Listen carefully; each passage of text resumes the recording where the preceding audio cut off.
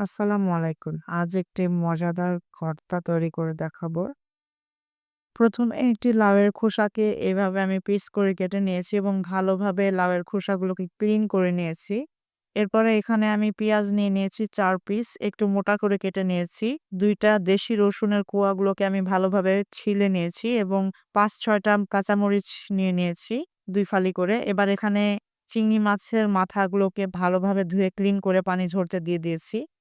কাঁচামরিচ আপনারা আপনাদের ঝালের পরিমাণ অনুযায়ী বাড়িয়ে কমিয়ে নিবেন। এই পর্যায়ে এখানে ধনিয়া পাতা ভালোভাবে ক্লিন করে একটি স্ট্রেনারে পানিগুলোকে ঝরাতে দিয়ে দিয়েছি। এক কথায় সবগুলো উপকরণ আগে থেকে ধুয়ে ভালোভাবে ক্লিন করে পানি ঝরিয়ে নিতে হবে। এ পর্যায়ে চুলায় একটি কড়াইয়ে আমি পরিমাণ মতন তেল দিয়ে নিয়েছি। এবার আমি রসুনের কোয়াগুলোকে দিয়ে কিছুক্ষণ নাড়াচাড়া করে নিব এবং হালকা ফ্রাই হয়ে আসলে এড করে দিব পেঁয়াজ কুচিগুলোকে।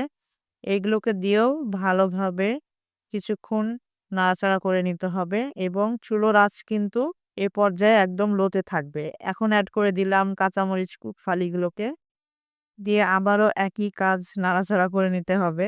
যারা ভর্তা লাভার আছেন তাদের কাছে ইনশাআল্লাহ এই ভর্তাটা খুব বেশি পছন্দ হবে।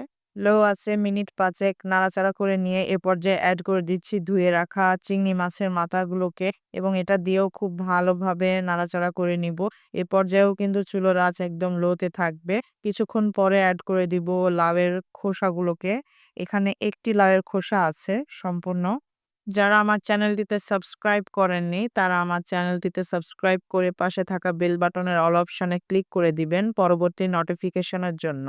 এখন এখানে এড করে দিব ক্লিন করে রাখা ধনিয়া পাতা দিয়ে ভালোভাবে আবারও কিছুক্ষণ নাড়াচাড়া করে নিব। যারা ফেসবুক থেকে দেখছেন তারা আমার পেজটিতে লাইক ফলো দিয়ে দিবেন পরবর্তী নোটিফিকেশনের জন্য।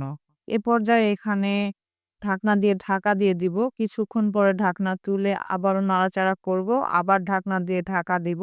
আবারও কিছুক্ষণ পরে ঢাকনা তুলে নাড়াচাড়া করে নিব। এভাবে কয়েকবার প্রসেসটা ফলো করব।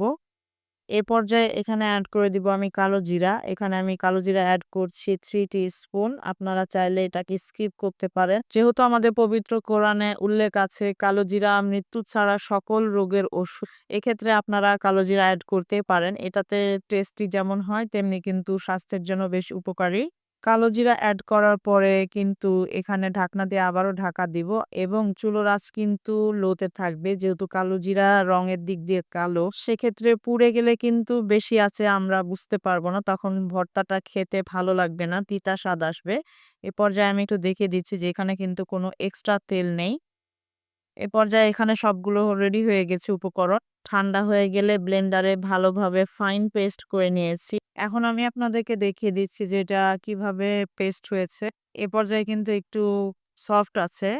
তো এ পর্যায়ে আবারও আমি চুলায় সেম কড়াই দিয়ে ভালোভাবে কড়াইটাকে গরম করে নিয়ে এড করে দিচ্ছি একটু বেশি পরিমাণে সরিষার তেল। এখানে যেহেতু ভর্তাটাতে ফ্লেভারের একটা বিষয় আছে, এখানে আমি সরিষার তেলে ভর্তাটাকে আবারও বাগার দিয়ে নিচ্ছি।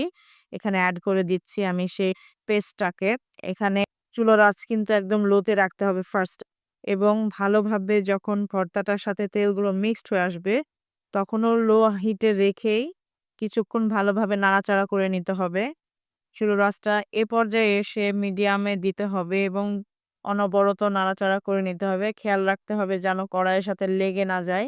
মিডিয়াম আঁচে বেশ কিছুক্ষণ ভালোভাবে নাড়াচাড়া করে যখন দেখবেন যে কড়াই থেকে ভর্তাটা ছেড়ে আসছে, সে পর্যায়ে বুঝতে হবে ভর্তা তৈরি হয়ে গিয়েছে এবং কালারটাও কিছুটা চেঞ্জ হয়ে তো এ পর্যায়ে ভর্তাটা রেডি হয়ে গেলে আমি কড়াই থেকে নামিয়ে সার্ভ করে নিয়েছি। দেখতেই পাচ্ছেন ভর্তার কালারটা চেঞ্জ হয়ে গিয়েছে।